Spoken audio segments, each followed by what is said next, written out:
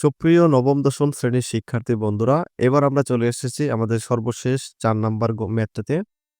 তো সেই ম্যাথটিতে বলা আছে g of x সমান হচ্ছে 1 plus x square plus x to the power 4 ভাগ x square হলে দেখাও যে g of 1 ভাগ x square equal g of x square। আশা করি তোমরা দেখতে পাচ্ছ। তো এই প্রশ্নটাও সমাধান করার জন্য আমরা শুরুতে g of 1 ভাগ x square এর মান বের করব এবং তারপর আমরা g of x square এর মান বের করব এবং ২ টা মান অবশ্যই সমান আসবে। সেইটাই কিভাবে আসতেছে আমরা দেখাবো এখন। তো শুরুতে আমরা g of 1 ভাগ x square যেটা আছে এটার মানটা বের করব। তো আমরা লিখে নিলাম আমাদের যে অংশটা দেওয়া ছিল, দেওয়া আছে g of x সমান 1 plus x square ভাগ plus x to the power 4 ভাগ x square। তো দেওয়ার পর আমাদের বামপক্ষে প্রমাণ করতে হবে আমাদের g of 1 ভাগ x square এই মানটা আমরা বের করব এখন। তো g of 1 ভাগ x square বের করার জন্য আমরা আমাদের যে ফাংশন ছিল সেই ফাংশনে যেখানে x এর মান x ছিল সেখানে এখন বসবে 1 ভাগ x স্কয়ার। তো আমাদের ছিল 1 প্লাস x স্কয়ার, তো 1 প্লাস x এর জায়গায় বসবে 1 ভাগ x স্কয়ার এবং তার উপর আবার স্কয়ার ছিল, এই স্কয়ারটা হয়ে গেল।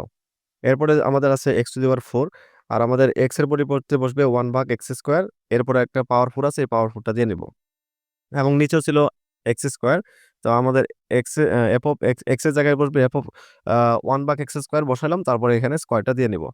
এবার হচ্ছে আমরা স্কয়ার মানে পাওয়ারের কাজটা একটু করে নেব। শুরুতে আমাদের 1, এখানে সমস্যা নেই। এইখানে স্কয়ার আছে, 1 এর উপর স্কয়ার দিলে 1 ই হয় এবং x এর উপর স্কয়ার মানে x স্কয়ারের উপর স্কয়ার দিলে x টু দি পাওয়ার 4 হয়। এবার এখানে 1 এর উপর পাওয়ার 4 দিলে হয় 1 এবং x স্কয়ারের উপর পাওয়ার 4 দিলে হয় 8 এবং নিচে হয় কি x এর 1 এর উপর স্কয়ার দিলে 1 ই হয় আর এবং x স্কয়ারের উপর আমাদের যদি আবার স্কয়ার করি তাহলে x টু দি পাওয়ার 4। আশা করি তোমরা বুঝে গেছো।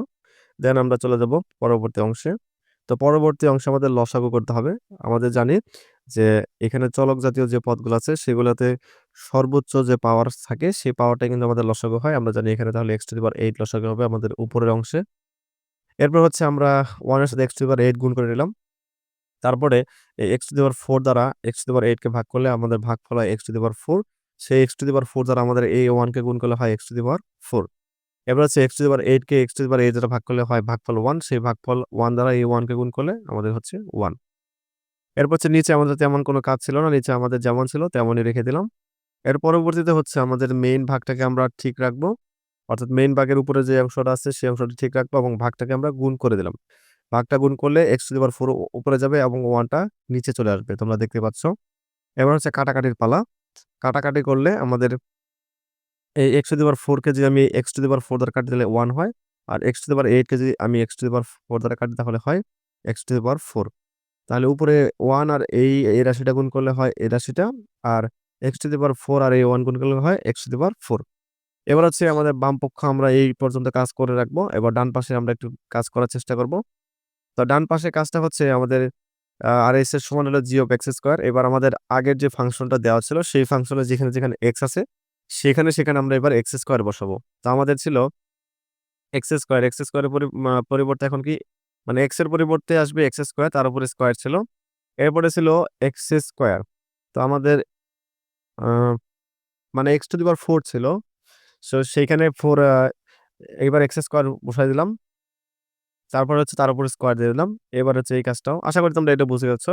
এরপরে 1 x স্কয়ারের উপর যদি পাওয়ার আবার দেই তাহলে x টু দি পাওয়ার 4 আর এখানে ৪ দুগুণে 8 তার মানে x টু দি পাওয়ার 8। এরপরে নিচে হচ্ছে x টু দি পাওয়ার 4। তাহলে দেখো আমরা বাম পক্ষে যে অংশটা প্রমাণ করলাম ডান পক্ষ কিন্তু আমাদের সেইম মানটাই আসলো। তাহলে আমরা বলতে পারি বাম পক্ষ সমান ডান পক্ষ প্রমাণিত।